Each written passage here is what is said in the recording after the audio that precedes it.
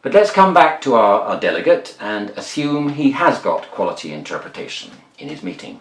What sort of feed then is he getting? Well, I'll be the delegate now and give my assessment of this quality interpretation.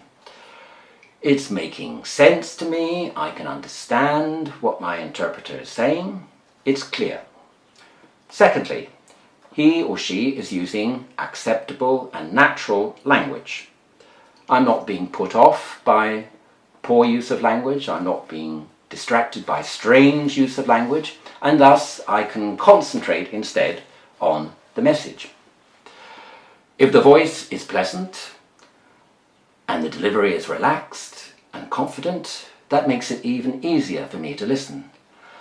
And in fact, it's like listening to the radio.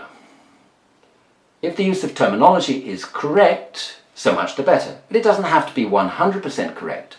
I am a delegate at a meeting. I am probably an expert in the subject. And if my interpreter expresses ideas clearly, I don't mind if the terminology used is not 100% correct, because I can read between the lines. Crucially, of course, I want the right message to come across. My message to come across to the other participants, and their message to come across correctly and faithfully to me. And finally, I want my interpreter to behave correctly, not to put his feet on the table or to make rude comments about the other delegates or about me, for that matter, either. Now, if all of this happens, if we get all these good quality characteristics there, we have quality interpretation. And it's the only type of interpretation worth having.